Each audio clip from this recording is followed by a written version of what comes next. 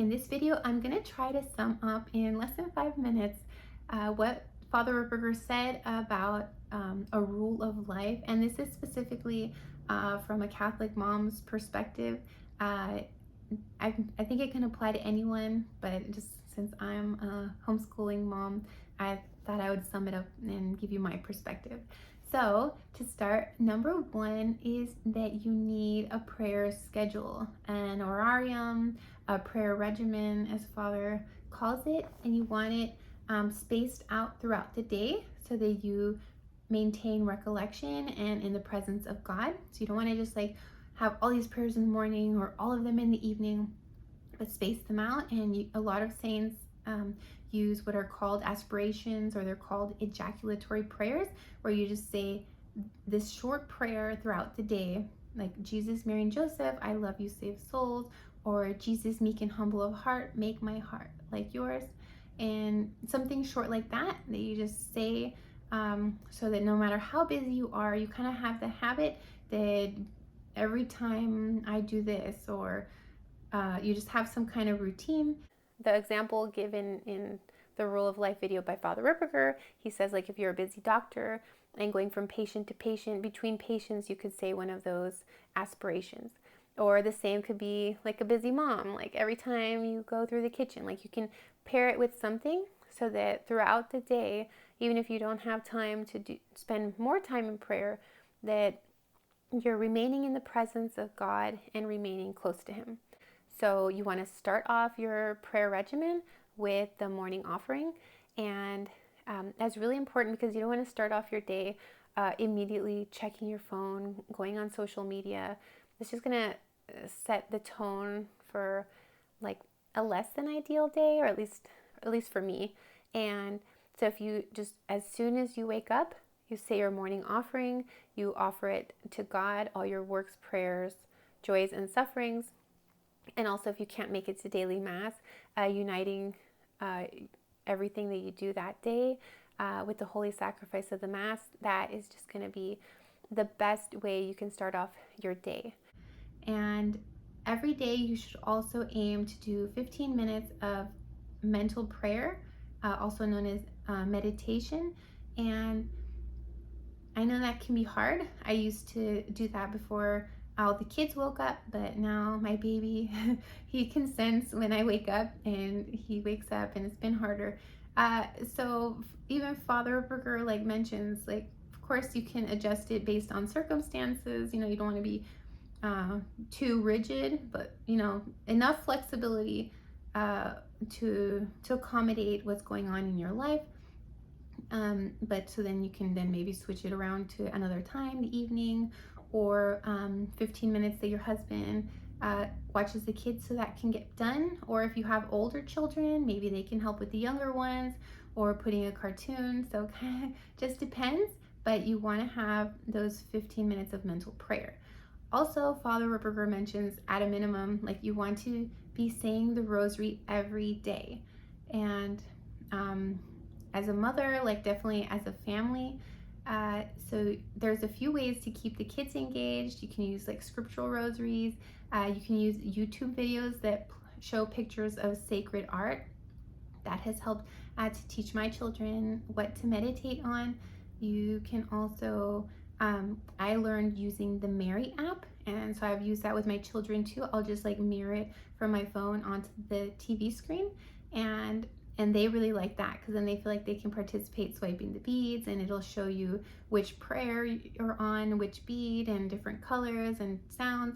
You can use it in the car, so that is great. Or you can even like start trying to pray the Rosary in Latin. I mean, there's just different goals related to that, but just start small. If you're new to the Rosary, say a decade of the Rosary every day and work up to it. And then another critical component for a prayer schedule, Father says, is an examination of conscience every night and night prayers. So Father says for night prayers, it could be Compline, or I've heard also recommended to say 3 Hail Marys. my family personally says the Compline prayers, and then we sing the seasonal antiphon because in a recent homily, our pastor suggested that we start learning the antiphons and saying them with our prayers every day. And it's turned into actually something really fun, and it's really cute. We'll just play the antiphon on YouTube. Like right now, it's the Regina Celli, and my 7-year-old really gets into it. So sweet. And then my 9-month-old even starts like humming along. It's really cute. And so I've been enjoying that also. And there's some flexibility, but you want to make sure to do night prayers.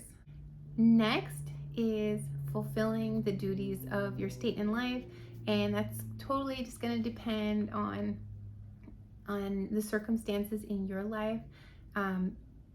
For moms, then of course homemaking, tending to the education of your children, and all that. You don't have to be like super rigid. You can, I mean, if you like it that way, like A Mother's Rule of Life, that book is really good for if you want a really strict schedule for when everything is done throughout the day. Or there's something else called block scheduling, where you set a window of time for things to get done. And that actually works better for my family. Like, for example, between 9 and noon, that's when we're going to do laundry. That's when we're going to do certain subjects in homeschooling and do morning circle time, something like that. And we could totally do our own, like a whole other video on the duties of our state in life. There's some great books that dive much deeper into it. One of my favorites is called A Mother's Rule of Life. She pulls off like a very structured, organized schedule, and I saw that is for free on Form, that book, or on Audible. I really like audiobooks. Audible now has the audiobook of A Mother's Rule of Life, and so I have that, and I first read it like 10 years ago, and it even had a different cover. But I've learned a lot from that. And another good book to dive deeper into this is called Counsels of Perfection for Christian Mothers. And that one was written back in 1913. I think actually it was originally in French. That's when it was translated to English. That is one of my favorites. It talks all about like the obstacles that prevent us from growing in Christian perfection. And then it talks about a rule of life and promptness in rising, examination of conscience, like all the things that we talked about, so that you can read it. And it's specifically written for mothers. And so I love that book, and it's really helpful. And then I like Father Lassan's, he has one called My Prayer Book, and that book talks about a lot of things, but he has one specific section on a rule of life.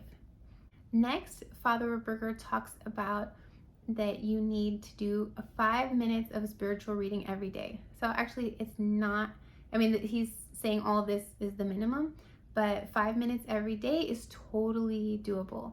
So he recommends 2 books, just as examples. He mentions The Imitation of Christ, and he mentions Humility of Heart. He says that, 5 minutes from those books, that's going to give you plenty to think about. But you can also, some advice from the book Counsels of Perfection for Christian Mothers. Monsignor Lejeune, mentions books written by the saints or books about the lives of the saints. And even specifically, you could read about saints that shared your vocation. That's really helpful. Or you could read scripture. So that's just a few ideas, but that's also necessary for your rule of life, is at least doing 5 minutes a day of spiritual reading. Some advice I got from a mom of 11 that's now a grandmother. She said what she would do with her little ones is that they would do their spiritual reading time together, and she would give the little ones a picture book that was like a Catholic book with some nice pictures that kept them busy, and then mommy would do her spiritual reading time at that time. So they were like doing it together but separate, and then she could do her spiritual reading, and at the same time they formed the habit too. So I thought that's really great advice. So either you can do it in the morning before the kids wake up, in the evening after they go to sleep, or if you have older kids, they can help to watch the little ones, or I guess you could put like a cartoon Like Formed has a lot of good options, that like for Catholic cartoons and shows. So that is the third piece of a rule of life. And next is having spiritual goals. And Father kind of breaks it down into like three different types of goals. So the first type of goal is, for example, making it to weekly adoration, or attending daily mass at least a few more times per week besides Sunday. Or one of the ones I thought for my family is doing the Stations of the Cross every Friday. Those are some examples of spiritual goals. And then Father mentions that there's two other things you need to add to those goals, is rooting out a specific defect and working on growing on a specific virtue. And so what has helped my family and me specifically is Father Ripperger has this virtues list, and it lists all the virtues and then the sub virtues according to St. Thomas Aquinas, and also the vices contrary to that virtue. So that's super helpful.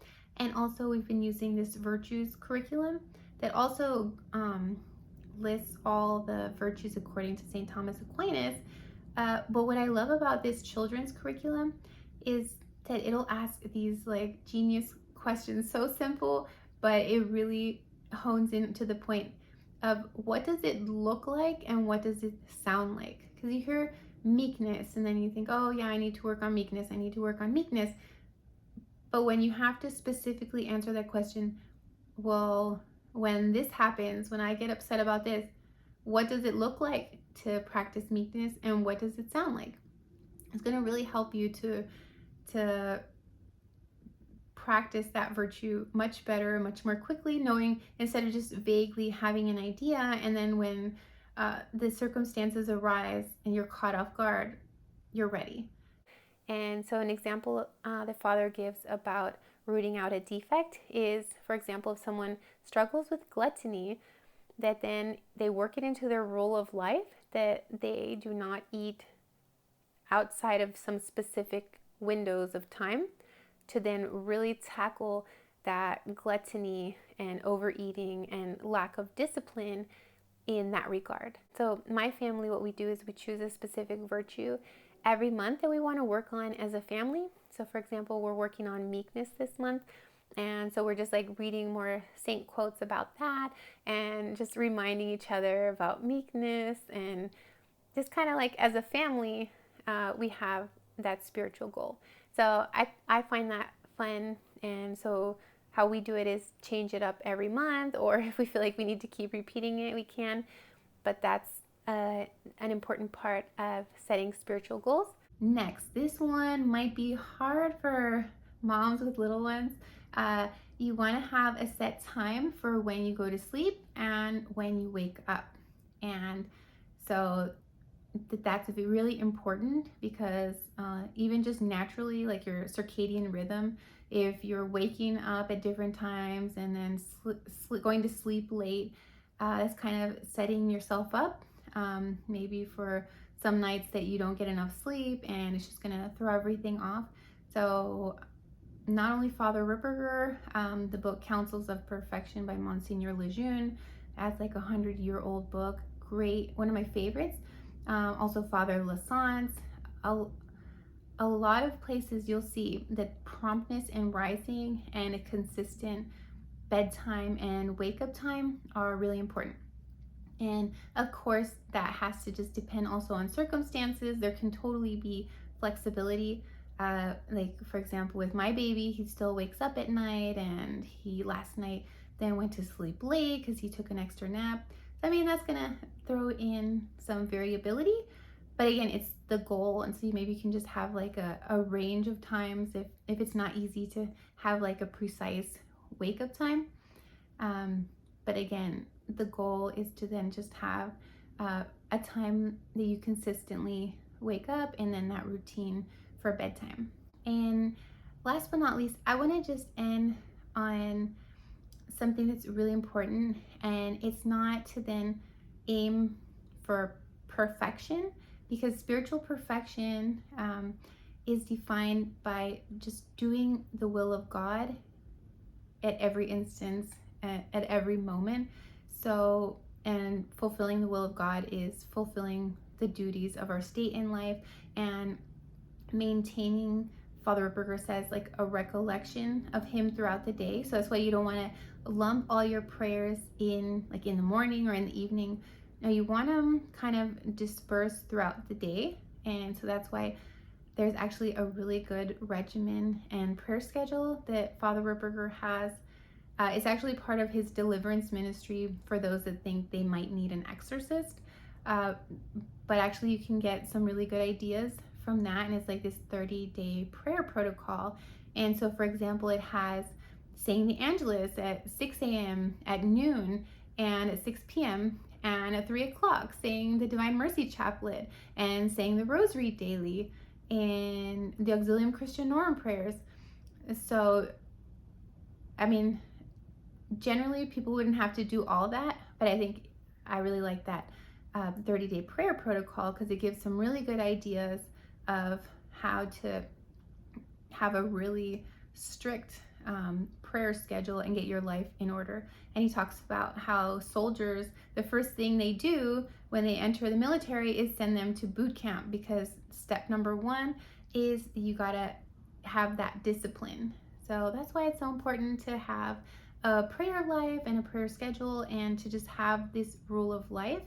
And so it's not about having like a model home. It's not about having like these amazing meals that can compete with like top rated restaurants.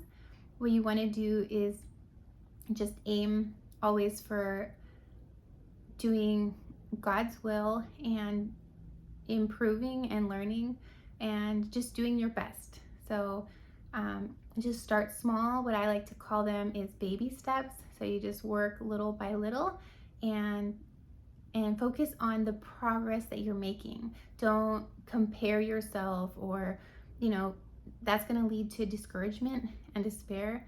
And what you want to do is focus on the positive and focus on the progress, and just focus on doing everything for God. And that's going to be just really encouraging, and pray for the graces. And what you can do is to complete the 9 First Fridays devotion. So if you do that, one of the promises is that our Lord Jesus will give you all the graces you need for your state in life. When I first heard about that a few years ago, it was a really hard time, and I could have made a million excuses, but I knew that I so desperately needed the graces. I started that same month, and we persevered, made it for the next 9 months, even though we were living in the Northeast, and it was like the middle of winter at one point, and I had like my 4th baby at that time, and Mass was really early. It was not easy, but we did it, and I just have like so much peace of mind now that I know our Lord Jesus is going to give me all the graces I need for my state in life, and I just keep praying that I can be better and keep progressing and working on this. So thank you so much for watching. God bless you.